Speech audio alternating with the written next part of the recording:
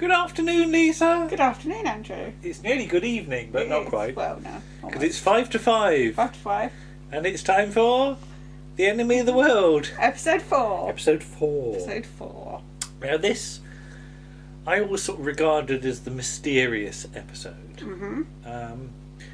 Because there were no telesnaps. Right, okay. And there are sequences in this where if you just listen to the audio... Mm-hmm. You've got no idea You've got no idea what's going on. Mm. So, and because this is the twisty-turny bit of the plot, isn't it? Yes. Because this is a 6-part story. Yes. And sort of with more, I guess with 70s Doctor Who, when you think of a 6-part story, you think of a 4 plus a 2. Yes. Or a 2 plus a 4. Yes. So 2 plus 4 is like the Seeds of Doom, isn't it? You've got 2 episodes in the base and the other 4. Talons of Wen Chiang is the other way round. It's 4 plus 2. But this is very much put the twist in episode 4. Yes. Which gives it a whole different structure. Yes. But yeah, the novelisation also made very little impact on me. And although I read all the Target books, there were ones that I reread a lot, and I have to say that The Enemy of the World isn't one of them. No. I read it once, and maybe twice. Is The Enemy of the World the one with the swear word in? Yes, that's the Ian Marter one. Yes. And although things like Spearhead from Space I read and reread and reread, and obviously The Web of Fear, before I ever saw the story. Yeah. To me, when this was recovered, episode 4, I had no idea what was going to happen in it. So even now, it sort of surprises me as to how much there is in this episode. I think there's a lot going on. I note on the sort of production notes they say here they had an extra half hour's recording time. Yes, for the whole swapping for this episode, because it is technically it's the whole thing, and we said this before about trying to have the Doctor and Salamander in the same story and in the same episode. Bennick's telly's got a very weird housing, isn't it? It's like it's inside a giant milk churn with knobs on. Yes. Why doesn't it just have a telly on the desk? But it's this huge cylindrical thing with all bits of metal. Why would you have a telly in that? I don't know what that's supposed to be. But there are a lot of TV screens in this. Yes. And you get this a lot in season 5. People having conversations on screen. On screen, yeah, because it happens in the Ice Warriors as well. Yeah, and in Wheel in Space. And so, all you know, this is set, you know, at the time a little way in the future. But I guess we're talking sort of, it's sort of halfway predicting sort of Skype and things like this. It's not quite right. No, because when we do Skype, we don't do it with a picture, but you can do it with a picture. Yeah. So you know, a lot of people do it if they've got a family that live abroad. But the ease with which people communicate using video screens is, I think, quite forward thinking. Mary Peach apparently has got a dodgy shoulder this week. Yes. Okay. She wrenched it. But I really, really like the Astrid and Faria scene. Yeah.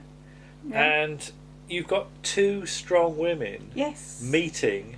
And not only that, you've got a strong woman who's not a white woman as well. And she's very, very strong.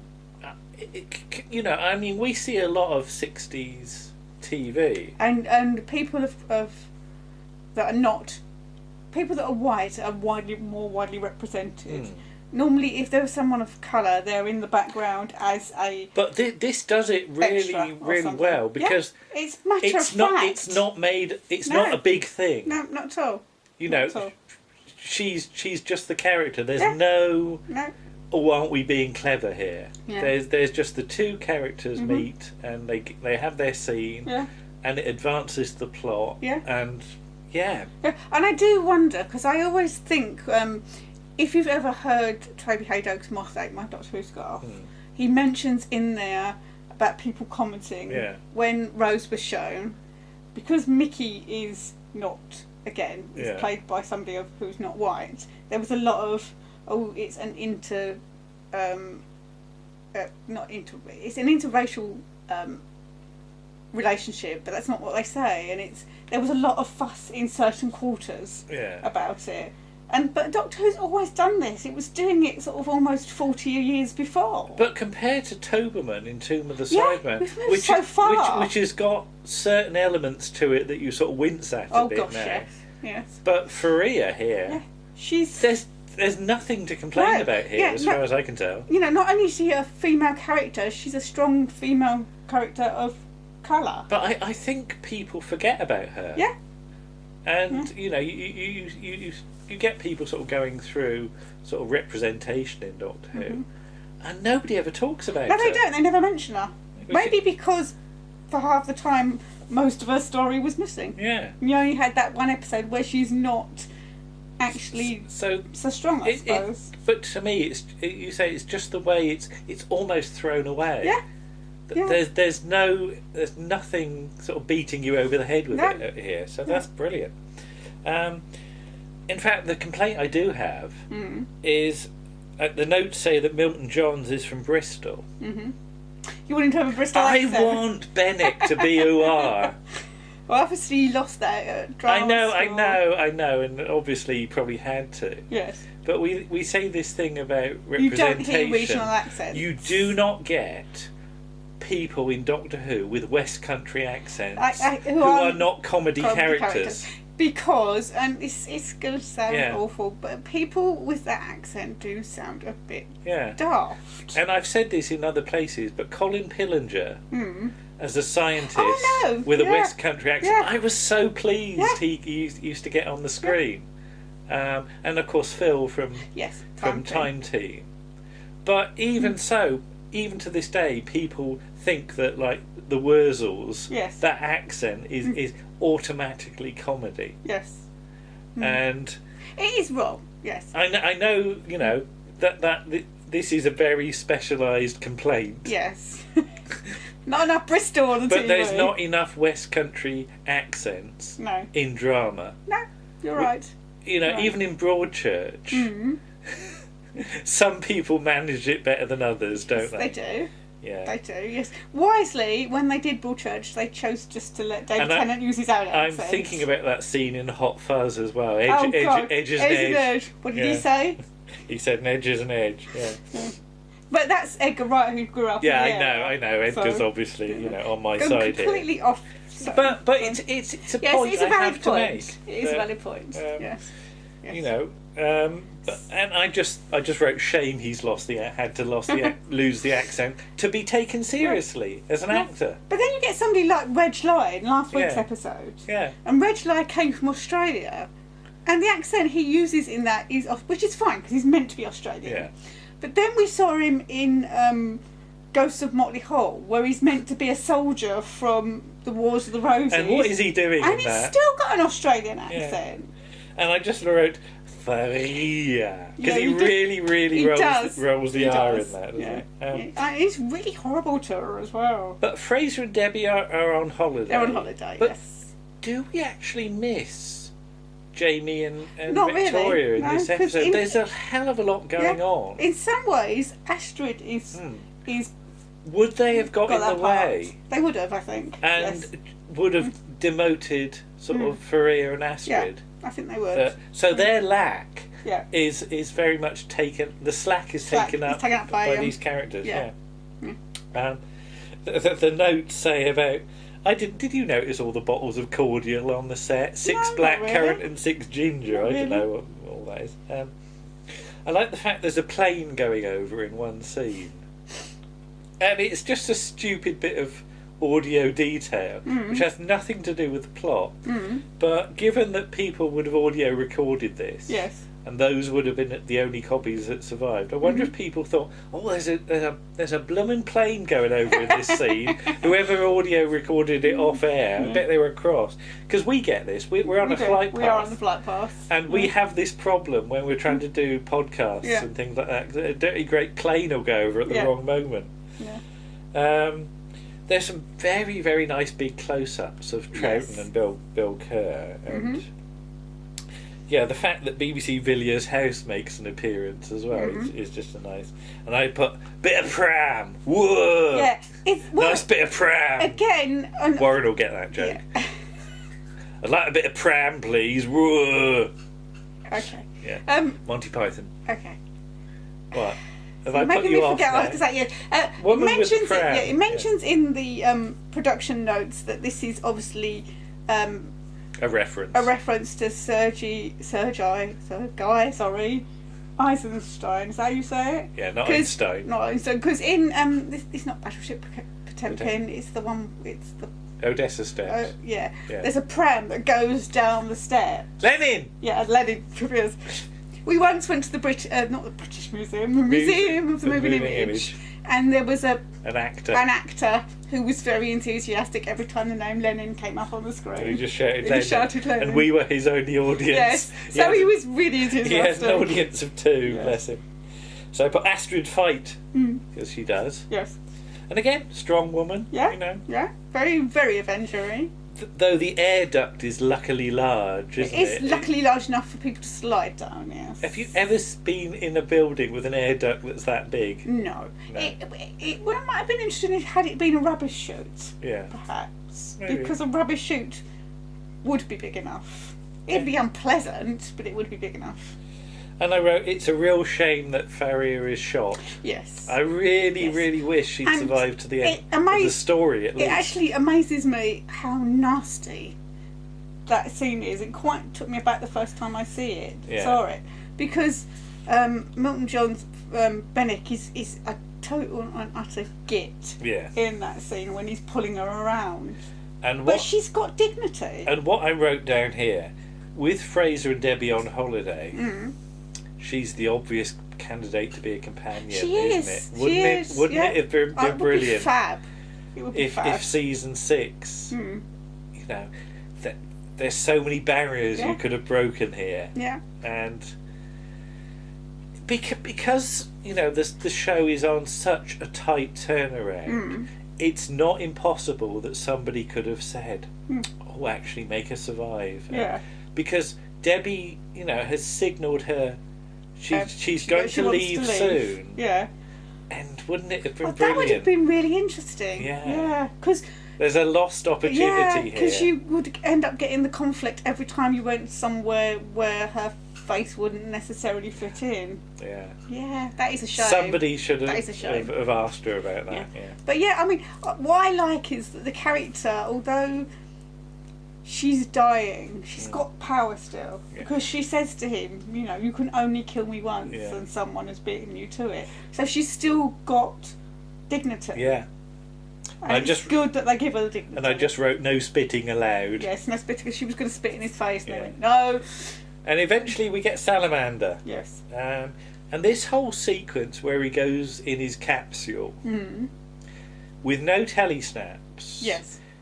And only the audio surviving. Yeah. You had no idea what it was. You had no idea what was going on in that scene. I just because there was a lot of noise. There's a lot of noise going on. I just wrote mysterious noises and beeping on audio. What the hell is going on at this point? And his big capsule thing. It's amazing. It's a fantastic bit of set design. It is. It's a bit damaged. Yeah. But it's like that big revitalising thing in Tomb of the Cybermen, isn't it? It is massive. It's a huge, great big set design that actually does something. Yeah, it moves. And requires somebody to get inside it. Yes. So, the capsule thing sort of goes off. But why is it a capsule? Why doesn't he have a secret lift or something? It seems overly elaborate. Yes. And I know he's supposed to be a James Bond villain. Yes, it's a real sort of, Blofeld kind of thing, isn't it? Villains are inevitably have overly complex plans and things like that. Which they tell you at length. But the whole film sequence where it's going sort of down the sort of chute or whatever, is a lovely bit of. And it's just so matter of fact that you can imagine this in any series of the time. You know, people sort of moan about 60s Doctor Who for having wonky sets and things like that. This set is brilliant. But this bears comparison with anything of the time. And then you get the music from the Web of Fear episode 1. Yes. Because it's the bit in the museum with the Yeti. And I wrote, Troughton's had to put on special dirty overalls, haven't he? He has. Yeah. The fact that he's gone to the trouble to put all like dust and stuff all over his shoulders and things like that as we're into the secret base. Now, I do have one quibble with the secret base. Yeah. They all look like they got their pyjamas on. I wrote that. I precisely wrote that. I said, "Have they got their pyjamas on?" It's the sixth thing that you get in a lot of Trotman stories, that all the uniform clothes they wear have got brightly coloured patterns on them. The patterns on them, compared to the Ice Warriors, where everybody's got not only swirly patterns, but different swirly patterns. Yeah. So everybody's chosen a different costume. A different costume, yeah. When they went into the base. Yeah. Yeah. Given that they've been down there for years. They're very clean as well. Yeah. Yeah. Have they, again, this is, when we do our Blake 7 videos, we say, where do the costumes come from? Where are all the costumes? Do they wash them? Yeah. I don't know. Do they have to take them somewhere and bash them with a rock? Yeah. But I like the radiation meter, even though it is questionable scientifically.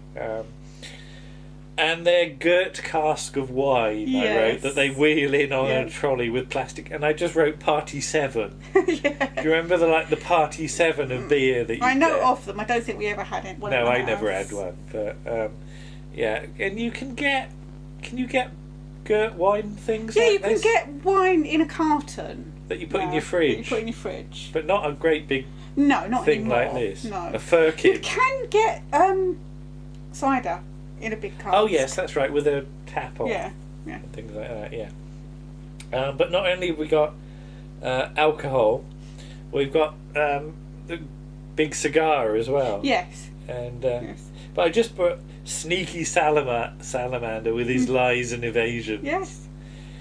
But again, this is you do start to think, what actually is Salamander's plan here? Yes.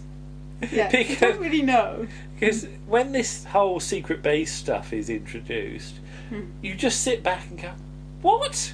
What is going on here? And you think, I guess up to this point, you think you vaguely sort of know what the plot is. But it's a real David Whittaker thing of we've made it fairly complicated, but let's just up the complexity by another 2 factors. Or something. let's introduce a whole new different bit of it. And it's that thing that I think David Whittaker is very good at doing, treating the audience with a bit of respect. And no matter how mad I make this, they're quite able to deal with it. Yes. So it's not simple monster stuff, is it? And in season 5, people think of it as the monster season. Yeah.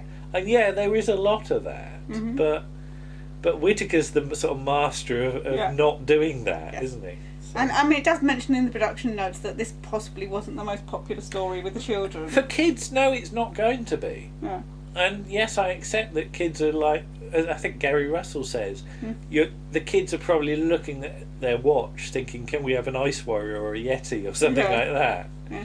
But for more mature fans, as I occasionally think of myself as, this is the one that really, and this episode in particular, really bears rewatching, doesn't it?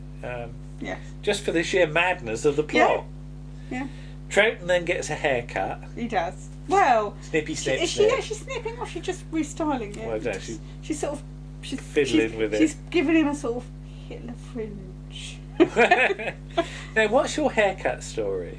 My haircut story involving Jackie Pierce. Oh, Come on, you've never told this on video. No, I haven't. No. Go on, tell your Jackie Pierce haircut story. We should really do this in a Blake 7 episode. But let's do it now. I once had my hair cut by somebody who had apparently cut Jacqueline Pierce's hair as well. When around the time she was playing Thurbone, or just after. Right, but when did you have your hair cut? A few years ago now. So how did they bring this up? I don't know. I cannot remember how I got onto just go subject. and say, "Oh, I'm having a haircut." Did you cut the hair of anybody famous by any chance? I honestly don't remember. This? Yes, they volunteered the information. This is clearly their story, isn't it? They volunteered the information. It was a man. It might have been over the road, actually, in the hairdresser's over the road. I really can't remember. It's such a long while ago now. I thought you said it was like when you lived at home. Oh, it might be when I lived at home. Yeah. This is before. This is an old story. Yes. So this is Elm Park. Yeah. Yeah, days. It all gets confused because there was another time I had my hair cut, and just as the chap was cutting around my ears, he told me he'd cut his mate's ear. Yeah. Not cut off, just cut it. It's not the time to tell somebody that when you're just about to cut around their ears. But I love the fact you've got a little towel around his neck. Yeah, it's going to get hair on. I just imagine Trent being all itchy for episode 5. Yeah, well, He's got bits down. That's the only thing I hate with when you get your hair cut, that you spend the rest of the day itching because you haven't even got, because most of the time you've got such a tight thing on. It's just your brain does it. And then the final notes, I just put sinister feet. Sinister feet, yes. As feet come in. Belong to somebody. And Troughton looks shocked, and it says Doctor Who stroke salamander. Did he actually stroke this time? There was a stroke this time, yeah. It's taken him 3 episodes. Yeah, the end credits of this one, you have to write down all the variants of what it says.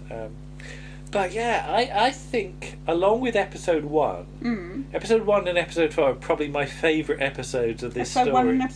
Episode 1 and episode 4. You said 4, 5, it's alright. No, this is 4. Yeah. This and episode 1 are because they're not what you expect from Doctor Who at this period. No. And I love the fact that you get episodes that on their own you think this is unlike any other episode in this season. And there are a few of those in this season, I think. Like sort of episode 1 of The Wheel in Space is just bonkers, isn't it? Yeah, because it's just Troughton and Jamie. Yeah. Troughton and Jamie. But that's another one that's high on my list to find because nothing happens in it. No. But again, David Whittaker. Yes. Yeah. It's interesting, isn't it? It's always David Whittaker. David Whittaker's episodes, there's just individual ones that totally break the format of what the show is expected to be. Yes. And I love the fact that even now, all these years after working, on season 1, he's still pushing the Doctor Who format to be unexpected. He is.